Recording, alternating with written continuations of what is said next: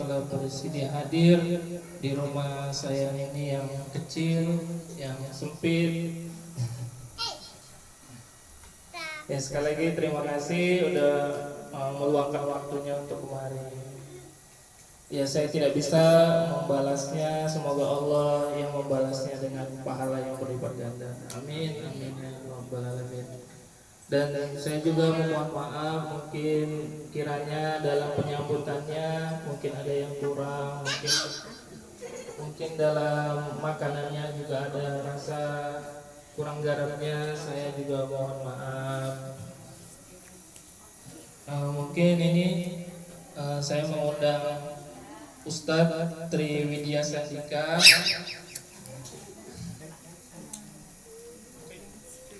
Alhamdulillahirabbil alamin. Asyhadu an la ilaha illallah wahdahu la syarika lah. Wa asyhadu anna Muhammadan abduhu wa rasuluh. Allahumma shalli wa sallim wa barik ala sayyidina Muhammad abdika wa rasulika nabiyil ummi wa alihi wa sahbihi ajmain. Rabbi ishrah li sadri wa yassir li amri wa hlul min lisani yafqahu qawli. Rabbana zidna ilma warzuqna fahma waj'alna minas shalihin. Ya Allah ya Rahman ya Rahim, dengan keberkahan dan kemuliaan Nabi Muhammad SAW Mustafa dan sahabat-sahabatnya, ampuni ya Allah dosa kedua orang tua kami, ampuni ya Allah dosa kami ya Rabb. Ya Allah, mudahkan kami mencari ilmu, mudahkan kami mempelajari ilmu, mudahkan kami ya Allah memahami ilmu dan mengamalkannya. Ya Allah, berkahi ya Allah majelis ini, berkahi rumah kami ya Allah. Amin ya rabbal alamin. Mari kita mulai pengajian kita, yaitu muhasabah, kemudian ruqyah berjemaah, serta pengajian manajemen hati dengan membacakan umul kitab. Adapun pahalanya kita hadiahkan untuk Nabi Muhammad SAW, dan sahabat-sahabatnya, kemudian untuk para tabi'in, tabi'ut tabi'in, para guru-guru kita, untuk kedua orang tua kita, untuk Syekh Imam Ibnu Athaillah Sakandari, serta kaum muslimin dan muslimat pada umumnya, serta untuk niat kita dan niat Sahibul Bait. Al-Fatihah.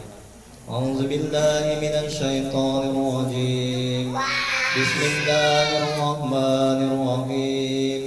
Alhamdulillahi rabbil alamin. Ar-Rahmanirrahim. Maliki yaumiddin. Iyyaka na'budu wa iyyaka nasta'in. Ihdinas siratal mustaqim. Siratal ladzina an'amta 'alaihim ghairil maghdubi 'alaihim waladdallin. Amin. Hidayah anta maksudi wa ridhaka matludi. Ya Allah, Kau yang kami tuju, kedalam yang kami cari. Amin ya rabbal alamin. Bapak Ibu jemaah pengajian yang dirahmati oleh Allah Subhanahu wa taala, dan khususnya Sahibul Bait yang kami muliakan dan dirahmati oleh Allah Subhanahu wa taala.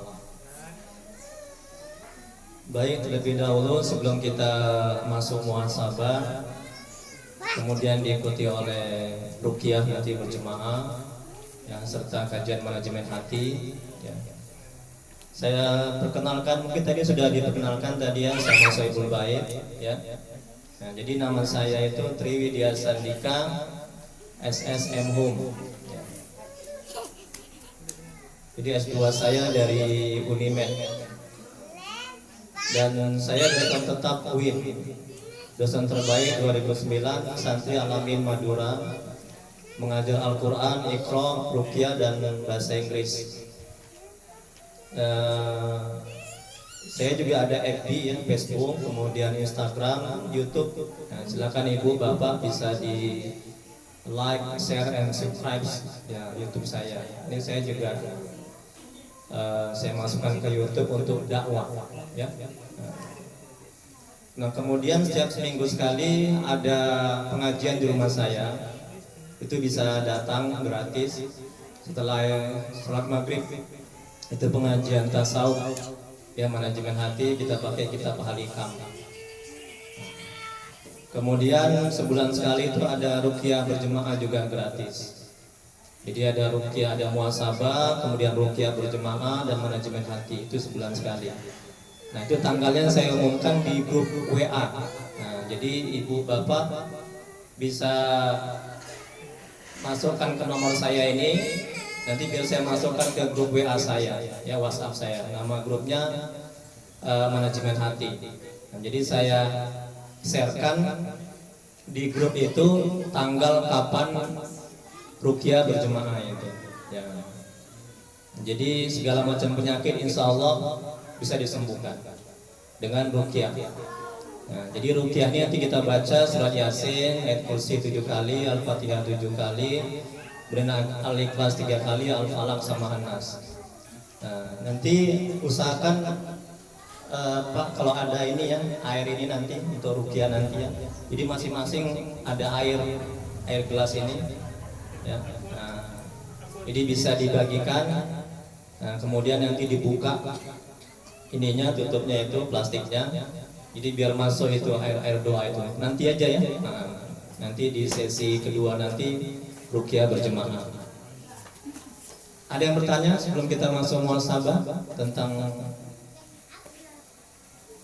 video saya? Dan juga saya buka ruqyah yang mau datang juga kapanpun juga bisa ke rumah. Ya pagi, siang, malam. Tapi terlebih dahulu di WA dulu diberitahu. Ya, jadi ada yang kemasukan setan dibuat-buat, ada didukuni, ya. Nah, ada sakit jasmani maupun rohani, insya Allah dengan ruqyah bisa sembuh. Ada yang bertanya, Pak, Bu, sebelum kita mulai muhasabah?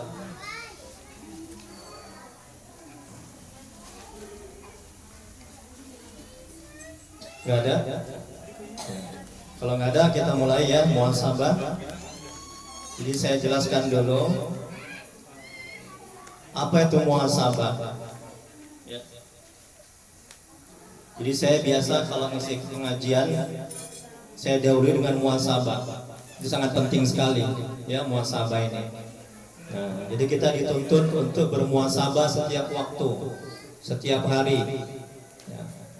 Jadi muhasabah adalah sebuah upaya dalam melakukan evaluasi terhadap diri sendiri, dalam melihat kebaikan dan keburukan. Nah, jadi kita evaluasi, ya menghisap diri kita, menghitung diri kita.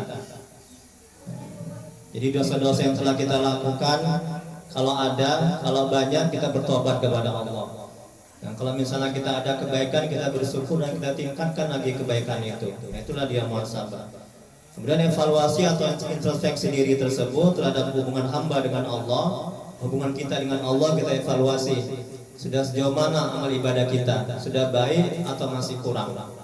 Atau buruk? Kalau misalnya buruk kita perbaiki dari bacaan kita, kemudian dari wudhu kita, istinja kita, tayamum kita, ya fikih kita, bacaan kita.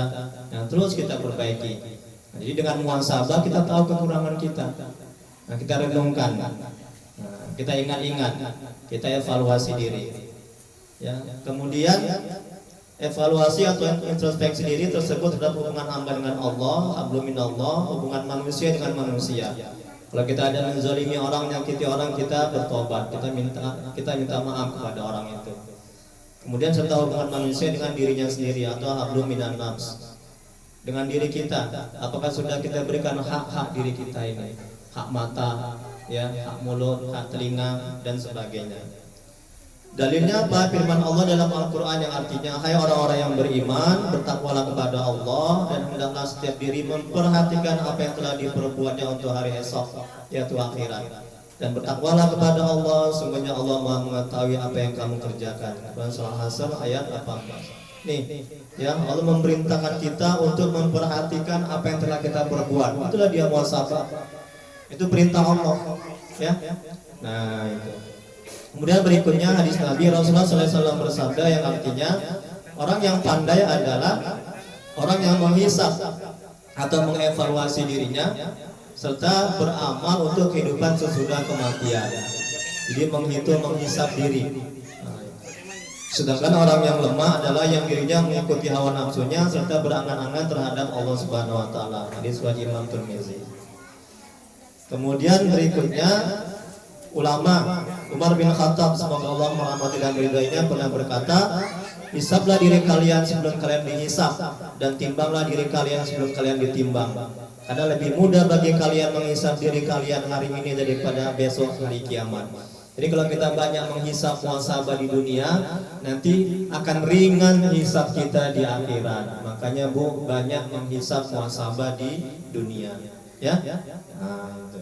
Kemudian manfaat muhasabah yang pertama, Allah ridho, Allah suka, kita dapat pahala. Kemudian mendapat pahala karena sudah menjalankan perintah Allah.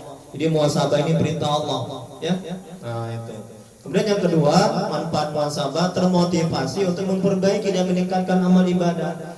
Jadi kalau kita nggak muhasabah, kita nggak termotivasi untuk meningkatkan amal ibadah kita, dan kita nggak akan tahu kekurangan amal ibadah kita kalau kita nggak muhasabah. Nah, ini makanya penting. Kemudian yang ketiga, menjadi ringan pada hari kiamat jika sering menghisab atau mengevaluasi diri. Kemudian yang keempat, muncul kesadaran dalam hati akan kekurangan, kelemahan dan keburukan diri. Kemudian berikutnya, manfaatnya amal ibadah menjadi sempurna. Tengok itu Bu, ya, dan bersih dari penyakit-penyakit hati. Kemudian berikutnya, hawa nafsu menjadi lemah dan terkekang untuk berbuat keburukan. Kemudian berikutnya, menimbulkan rasa syukur atas nikmat yang telah Allah berikan. Berikutnya, tahu dan kenal kualitas diri sehingga tergerak hati untuk menggali. Kemudian manfaat berikutnya, timbul paham dan sadar di hati terhadap perintah Allah dan larangannya. Jadi kalau kita nggak muhasabah, kita nggak tahu larangan Allah, perintah Allah. Nah, itu. Kemudian berikutnya yang terakhir, benteng dari godaan setan dan menghapus dosa-dosa. Semakin banyak kita muhasabah, semakin bersih dosa kita. Semakin kurang kita muhasabah, semakin banyak dosa kita. Untuk itu kita dituntut untuk selalu bermuhasabah.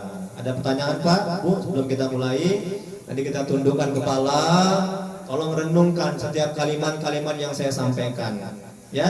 Jadi kalau kita muhasabah, kemudian hati kita bersih. Kalau hati kita bersih, kita akan mudah untuk taat kepada Allah.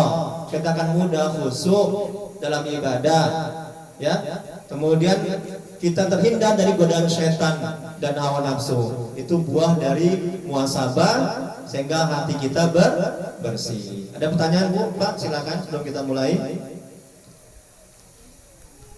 Ada? Tanya aja nggak apa-apa, ya. Kalau saya nggak bisa jawab, nanti insya Allah pertemuan berikutnya, ya, kita ketemu. Ada pertanyaan? Ada Ibu yang di dalam? Ada Bu pertanyaan? Ibu, Mbak, Kakak, Bapak? Ya udah paham ya manfaatnya ya? Udah paham ya Bu ya? Halo, mana suaranya? Kayaknya kekenyangan. Ya, ya alhamdulillah ya. Nah, berkah ya, masya Allah. Oke, kita mulai ya kalau nggak ada ya. Jadi coba tundukkan kepala. Ayo sama-sama Bu, tundukkan kepala. Tundukkan kepala semua. Kemudian khusyuk. Jangan ingat yang lain supaya bersih hati itu. Ya. Nah, pertama tundukkan kepala, khusyuk. Coba tolong dengarkan, pahami, hayati kalimat demi kalimat yang saya sampaikan. Terus yang ketiga, tolong usahakan sambil menangis. Ya, biasa jemaah-jemaah saya itu menangis dia kalau sudah muhasabah. Teringat dosa-dosa yang lalu. Dosa sama istri, sama suami, sama anak, sama jiran tetangga, ya, sama orang lain. Nah, itu. Jangan tengok kertasnya dulu. Kertasnya disimpan dulu. Itu untuk kajian manajemen hati. Jadi nggak ada di kertas, ya. Itu. Nanti nggak khusyuk, ya. Oke. Udah?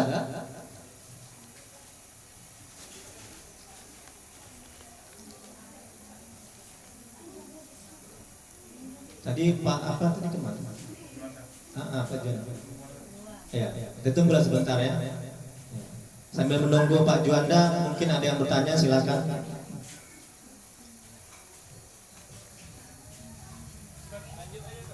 Oh ya. Oh. Oke. Jadi coba tundukkan kepala semuanya. Dengarkan baik-baik, usahakan sambil menangis, resapi kalimat demi kalimat.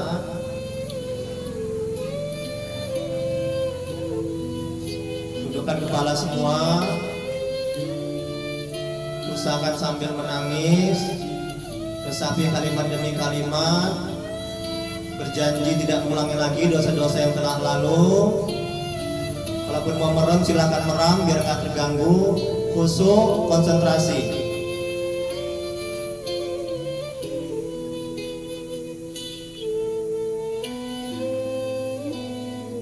Hadirin, mari kita sejenak tundukkan kepala dan hati.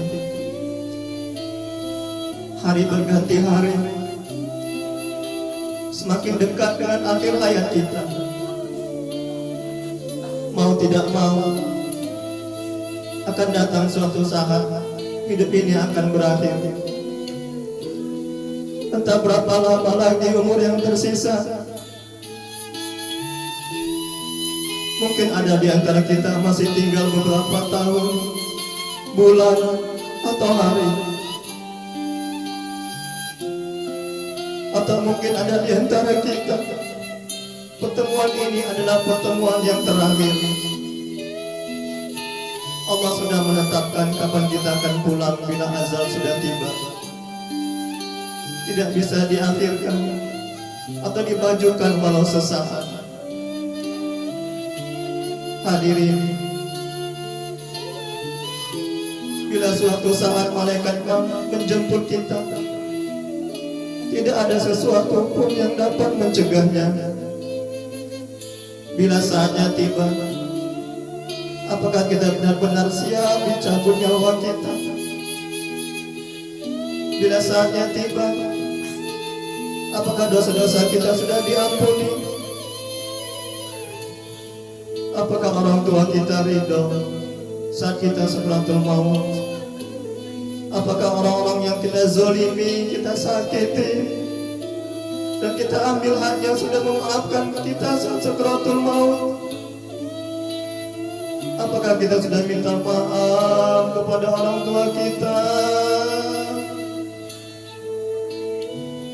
Hadirin, sekarang renungkan, sudah berapa lama sepanjang hidup kita berani melawan orang tua kita?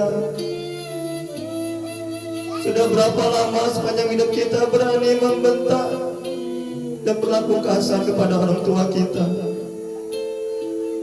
Sudah berapa lama sepanjang hidup kita hanya bisa membuat air mata mereka menetes karena kelakuan kita? Hadirin yang dirahmati oleh Allah Subhanahu wa taala. Sekarang bayangkan kembali, seandainya saja kita mengalami seperti saudara-saudara kita yang tertimpa bencana. Ribuan orang menjadi anak yatim piatu, dan mereka tidak mempunyai ayah dan ibu. Sekarang, bukankah kita masih mempunyai ayah dan ibu? Tetapi bayangkan apa yang telah kita lakukan kepada mereka. Bayangkan satu persatu. Kemarin, minggu lalu, bulan lalu, dan tahun lalu, dosa apa yang telah kita buat kepada orang tua kita? Bayangkan dosa apa yang telah kita lakukan kepada orang tua seumur hidup kita.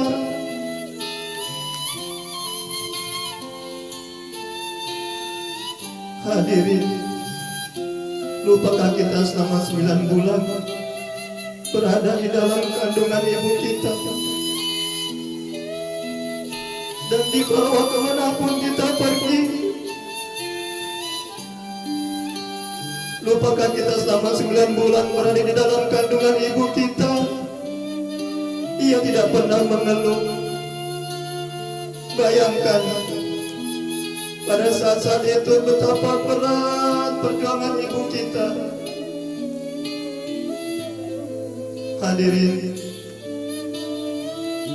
bayangkan ibu kita mual-mual dan tidak bisa tidur karena kita ada di dalam perut ibu kita.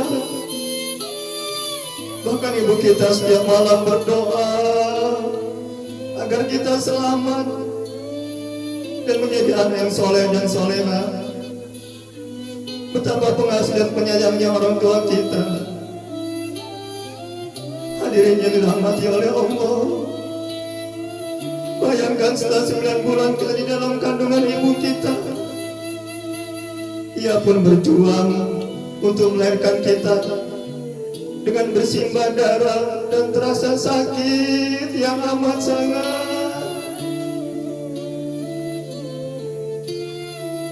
Bahkan ibu kita rela meninggal dunia asal kita selamat. Ia berdoa agar kita selamat.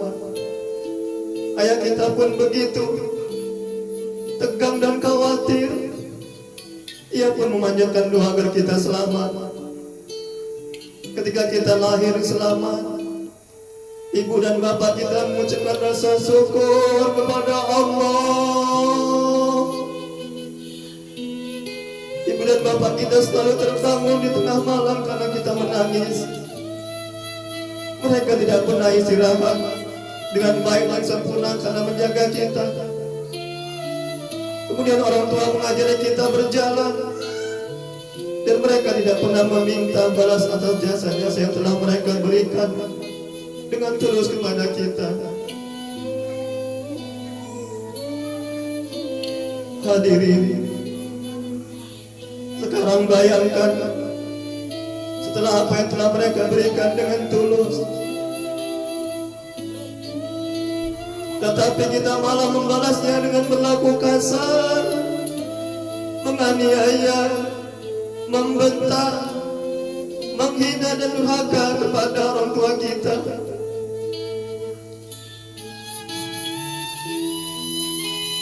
Pantaskah kita berbuat jahat?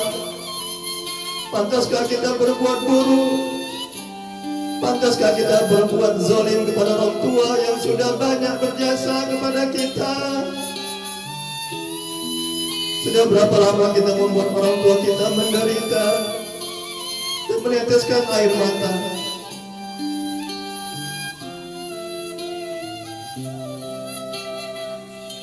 Hadirin yang dirahmati oleh Allah, apakah saat dicabut nyawa kita, tubuh kita sudah bersih dari dosa?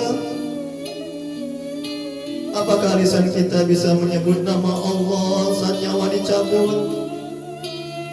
Apakah akhir hayat kita husnul khotimah? Apakah yang mengurus jenazah kita orang-orang yang ikhlas? Apakah anak-anak kita kelak akan mensolatkan kita? Hadirin yang dirahmati oleh Allah,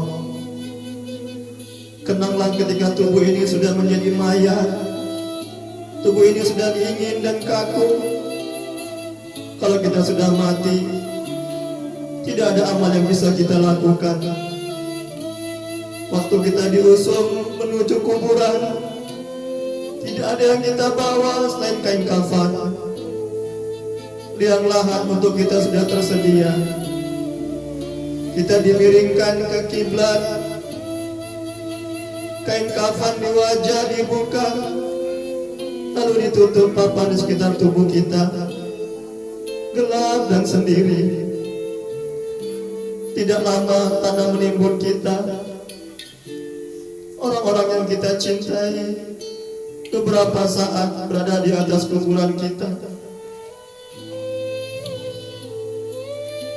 dan perlahan-lahan satu-satu meninggalkan kita pulang ke rumah. Kita harus siap bila ajal menjemput kapan saja.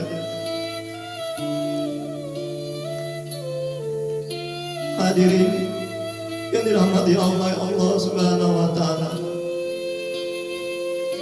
ya Allah yang Maha Pengasih dan Penyayang, jadikanlah pertemuan ini benar-benar pertemuan yang Kau ridhoi, pertemuan yang penuh dengan ampunan-Mu. Inilah kami hamba-hamba-Mu yang bergelimang dengan dosa. Ya Allah, kami telah menzalimi pada diri kami sendiri. Jika tidak Engkau ampuni kami dan merahmati kami, tentulah kami menjadi orang-orang yang merugi. Ya Allah, terima tobat kami dan jadikan akhir hayat kami husnul khatimah. Ya Allah, kami mohon keselamatan dalam agama, kesehatan pada badan kami, bertambah ilmu, berkah dalam rezeki, taubat sebelum mati, rahmat ketika mati, keampunan setelah mati. Ya Allah, permudahkanlah kepada kami saat sakratul maut. Selamatkan kami dari api neraka dan keampunan ketika dihisab. Ya Allah, ampuni sebusuk apapun hidup yang pernah kami jalani. Ampuni kezaliman yang pernah kami buat kepada orang tua kami. Jangan pernah biarkan orang tua kami menyesal melahirkan kami. Berikan kesempatan sisa umur ini untuk membahagiakan bapak ibu kami. Ya Allah, ampuni dan sayangi orang tua kami. Muliakan sisa umurnya, jadikan husnul khatimah akhir hayatnya, dan jadikan mereka ahli surga.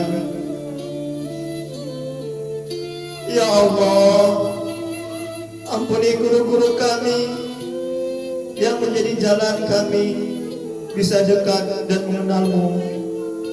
Muliakan mereka. Amin ya rabbal alamin.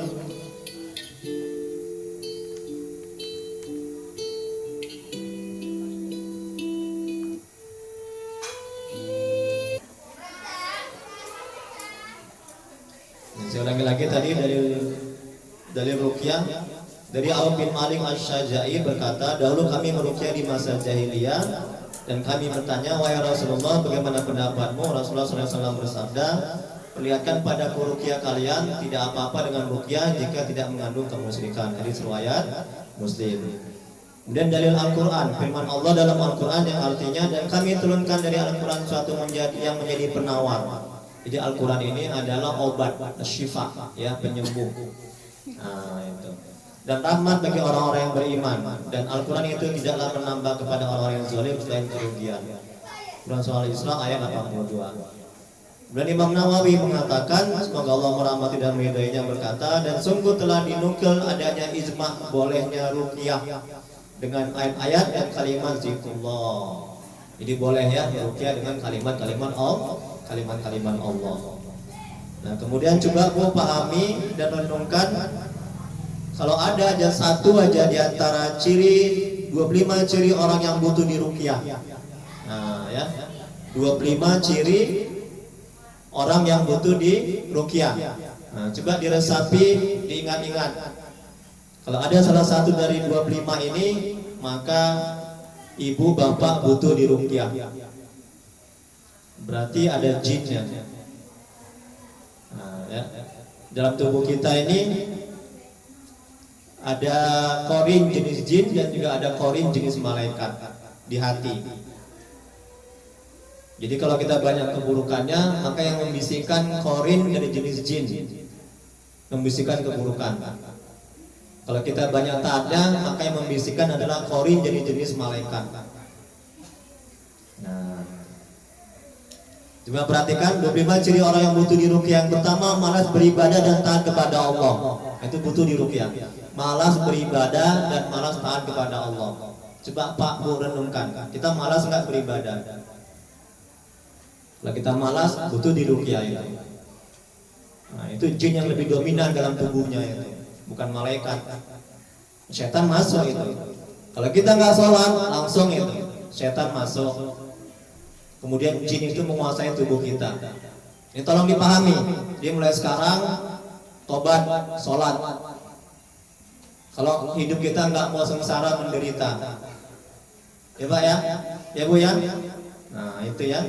Yang kedua, sering merasa pusing-pusing, sebagian atau keseluruhan leher terasa berat atau kaku. Ada sebagian badan sering merasa pusing-pusing. Ibu ada gitu Bu? Halo, ada gitu Bu? Ada. Nah itu duduk ya. Yang ketiga, dada terasa sesak atau panas. Ada gitu Bu? Ada. Udah banyak ya, udah 3. Nah, 1 aja ada butuh diruqyah, apalagi 3. Nah, siap-siap. Yang keempat, sakit pada perut atau ulu hati. Ada Bu? Ada Pak? Oh banyak adanya nih, bahaya nih ya. Nah, oke, itu keempat. Yang kelima, gangguan sekitar rahim, prostat dan ginjal. Ada itu? Masya Allah. Ya ada yang ada, lebih banyak ada daripada nggak ada. Yang keenam, sakit yang sangat pada jam-jam tertentu. Kalau maghrib sakit di antara anggota badan. Kalau isya atau subuh atau zuhur atau asar, sakit yang sangat pada jam-jam tertentu. Ada gitu Bu? Ada? Nah, malu-malu bilang ada aja kenapa? Ya nggak apa-apa. Oke, berikutnya yang ketujuh, sakit yang tiba-tiba datang tiba-tiba hilang. Ke dokter diperiksa sehat-sehat. Nah, begitu pulang dari dokter sakit. Kata dokter nggak ada penyakitnya. Dari segi jasmani, dari medis. Tapi non medis sakit. Ada gitu Bu? Nah, itu ya. Coba rasakan itu. Kemudian berikutnya yang ke-8, mudah marah atau tersinggung, sedikit-sedikit marah, ngomel, merepet. Nggak ada beras merepet, nah, nggak ada kopi marah, ada gula marah merepet, piring terbang, nah, tangan melayang. Ada Bu? Nah, ada jemaah saya istrinya ditendang sama dia, waduh istrinya ditampar, ya itu ada jinnya itu. Ada gitu Bu? Kenceng kali ibu ini ya, nampak kali dihayati ya. Nah, Masya Allah. Ini kita ruqyah, insya Allah berubah nanti. Keluar itu setan, jin segala macam. Nah, keluar dia, sehat semuanya ya, insya Allah. Ya, atas izin Allah. Berikutnya, sering bingung, sering sulit konsentrasi, sholat sering nggak khusyuk. Ada gitu Bu? Iya, pasti semuanya ini. Ya. Begitu takbir kan, ingat anak, ingat suami, ingat kerjaan. Terakhir lupa, 4 apa 3 ya? 2 apa 1 ya? Ya kan Bu? Nah, ngaku aja ya. Nutupi. Kemudian berikutnya, sering bermimpi didatangi binatang buas. Nah, itu ya. Kemudian berikutnya yang 11, sering bermimpi berhubungan badan sama bukan suami kita. Cuma saya begitu, dia Ustaz, saya sering bermimpi berhubungan badan dengan suami orang, dengan istri orang. Nah, itu ada jinnya itu. Kalau mimpi sama suami kita nggak apa-apa, betul kan, sama istri kita, betul kan Bu? Nah, ini sama suami orang, istri orang dimimpi berhubungan badan, oh, bahaya itu, di ruqyah itu. Kemudian berikutnya, bermimpi jatuh dari tempat yang tinggi, ada itu Bu? Oke, yang ke-13, bermimpi dengan orang yang sama, sering kali gitu, mimpi orang yang sama. Ya, mantan aja yang dimimpi, Allah ilaha illallah. Coba bayangkan itu, mantan. Nah, ya. Nah, itu di ruqyah itu. Kemudian berikutnya, resah, gelisah, takut, minder, sering resah, sering gelisah, hati nggak tenang. Ada Bu? Nah, ini kadang ada duit kan, hati nggak tenang. Bantu bahaya. Di ruqyah itu, bermasalah itu, ya. Nah, seharusnya sama kan, bulan muda, bulan tua, nggak ada itu hati tenang terus, betul? Ya kan Bu? Berarti kalau bulan tua stres, bulan muda happy, nah, berarti bermasalah dia itu, ya? Nah, kemudian berikutnya 15, sulit tidur atau kebanyakan tidur, ada? Sulit tidur malam, nah itu gangguan, ada, itu yang kenceng suaranya itu pasti. Ya bercanda ya Bu. Berikutnya 16, sering berprasangka buruk atau merasa was-was. Ada kawan datang, ini mau minjem utang ini, terus pikirannya buruk, ya. Nah, kalau dia mau silaturahmi, dia bilang minjem utang katanya. Berikutnya, merasa ada bisikan. Ada Bu? Nah, ya. Kemudian 18, bisa melihat suatu makhluk atau benda yang biasanya tidak bisa dilihat oleh orang lain. Ini punya indera keenam. Cuma saya ada itu, melihat hal-hal yang gaib, yang nggak bisa dilihat dari mata zahir, dia bisa melihat jin atau segala macam. itu perlu diruqyah itu. Jangan bangga, ya. Jangan merasa hebat, oh aku bisa melihat setan, kaulah setannya. Jangan ya. Nah, diruqyah itu. Yang 19 merasa ada yang mengikuti atau mengawasi. Nah, kayaknya wah gitu kan. Begitu ya. Yang 20 sering lupa jumlah rakaat sholat. Ya, ibu ini merasakan ya. Lupa rakaat sholat. Iya, naruh kunci di meja lupa ya. Naruh uang di kasur lupa ya. Nah, itu bermasalah itu di ruqyah. Termasuk juga mana bertiga ya di sholat ya. Nah, lupa sholat itu di ruqyah itu. Yang ke-21 terasa berat mengantuk setiap zikir, membaca Quran atau berada dalam majelis ilmu. Ini kalau ngaji begini ngantuk aja bawaannya. Kalau sholat pengajian ngantuk aja. Suami cakap ngantuk aja. Waduh, bahaya itu. Ya, nah, di ruqyah itu. Yang ke-22 sering sulit bangun pagi, kesiangan saat sholat subuh. Ada bu? Nah, banyak nih kan sholat subuh kesiangan. Nah, itu jinnya itu.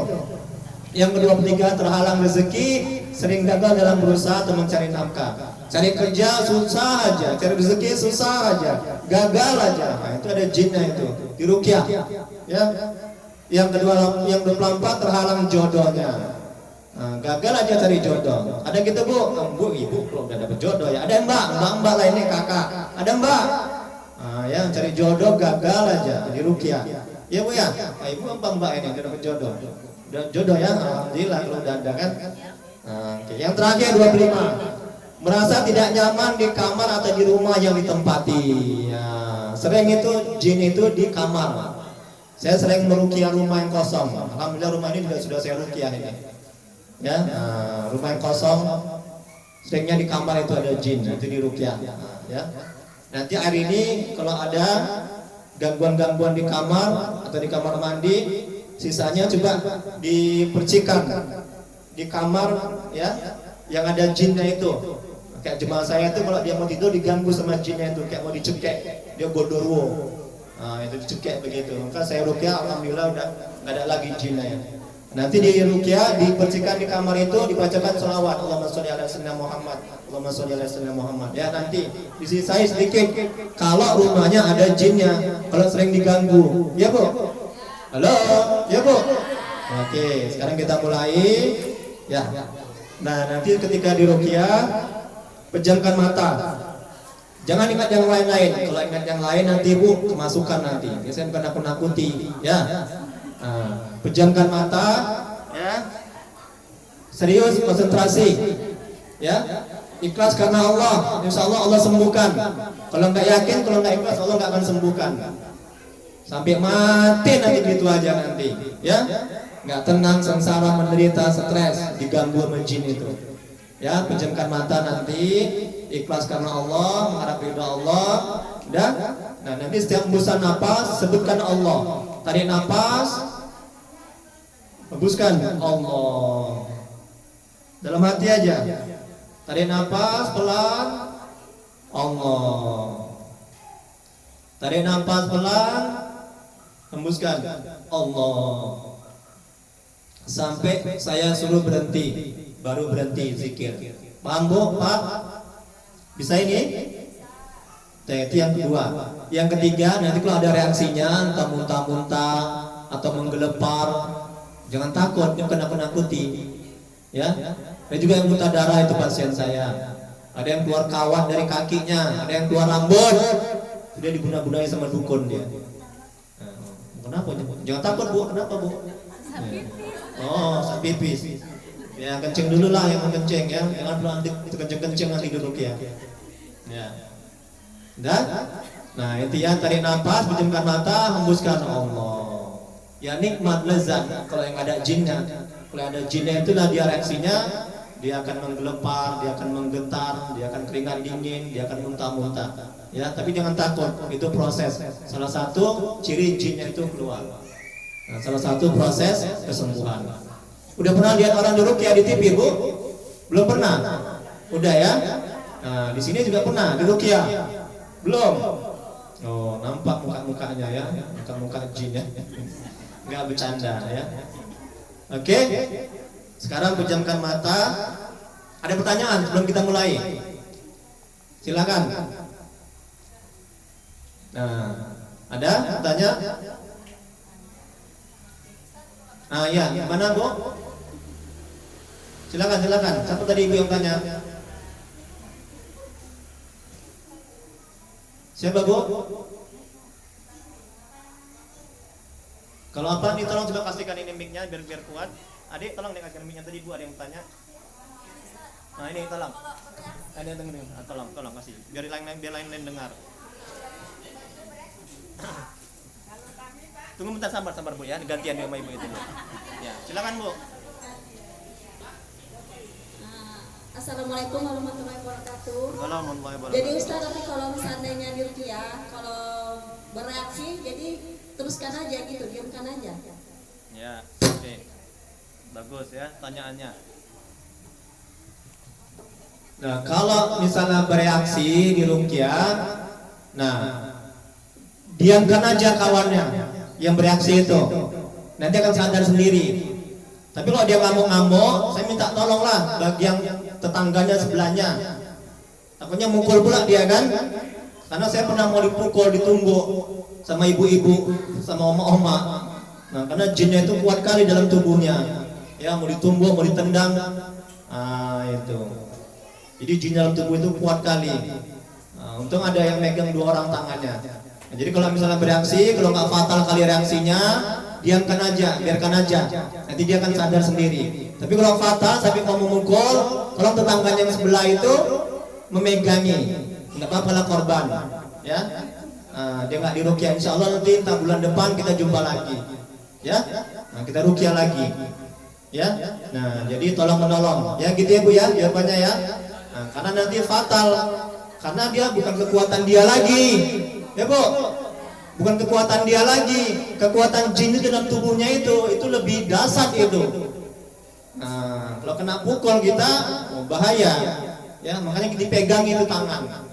Kalau enggak, kalau terlampung berontak kali dia. Ya, paham ya Bu ya? Oke, silakan Ibu. Tanya. Ya.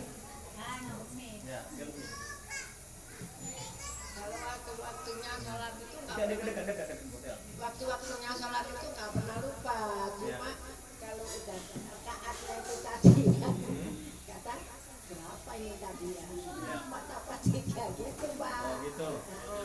Kalau apa waktu-waktu ada Iya Ustaz, kalau waktu-waktu sholatnya itu misalnya zuhur, asar, maghrib nggak pernah lupa, tanyaan Ibu ini. Nah tapi ketika sholat, misalnya sholat asar, sering lupa 4 apa 3 ya, 3 apa 4 ya. Nah, itulah kerjaan setan itu. Itulah kerjaan jin itu, dibisikkan. Nah, cari kunci sebelum sholat nggak dapat. Ketika sholat, Allahu Akbar, teringat dia, oh iya, kunciku tadi di atas meja aku taruh. Udah bicara dia ketika sholat dalam hatinya. Itu kerjaan jin, kerjaan setan, dibisikkan kita. Ya, nah, itu maka diruqyah. Ya Bu. Nggak ada lagi bertanya, silakan. Ibu yang dalam, ya pastikan paham ya, jangan nanti salah mengamalkan. Kalau nggak paham tanya aja. Oke, bisa dimulai? Ya jangan takut ya, rileks, santai ya. Oke, sekarang tundukkan kepala semuanya, coba konsentrasi. Kalau nggak nanti makin masuk jin setan itu. Insya Allah sembuh atas izin Allah ya. Tundukkan kepalanya. Udah. Nah, HP-nya tolong di silent. Nanti terganggu. HP-nya tolong dikecilkan suaranya. Ya, biar nggak mengganggu. Nah, kalau anak-anaknya itu mengganggu, dibiarkan aja, nggak usah diladeni. Harus konsentrasi. Ya, zikir terus, ingat pada Allah. Tarik nafas, Allah. Hembuskan, tarik nafas, Allah. Saya mohon tidak ada suara-suara HP, ya. Nah, biar tidak mengganggu, biar bisa konsentrasi. Enggak lama ini kok ruqyah ini ya. Nah, enggak lama. Insyaallah biar sehat semuanya ya. Oke, tarik, dah. Pejamkan mata, tundukkan semuanya. Oke, coba mulai. Tarik nafas pelan aja, pelan, santai, rileks. Nah. Fokus ingat kepada Allah. Tarik nafas, Pelan, hembuskan Allah. Dalam hati aja. Tarik nafas pelan. Allah. Tarik nafas. Allah. Pejamkan mata, jangan ingat yang lain, ingat Allah, jangan lihat kiri dan kanan. Jangan megang apa-apa, konsentrasi full. Rugi nanti nggak dimanfaatkan ini. Biar sehat, biar Allah buat sehat, biar keluar jin setannya itu. Tarik nafas pelan. Allah. Terus begitu ya, sampai saya suruh berhenti, sampai selesai saya membaca ayat-ayat ruqyah ini. Astaghfirullahaladzim, alladzi la ilaha illa huwal hayyul qayyum. Astaghfirullahaladzim, alladzi la ilaha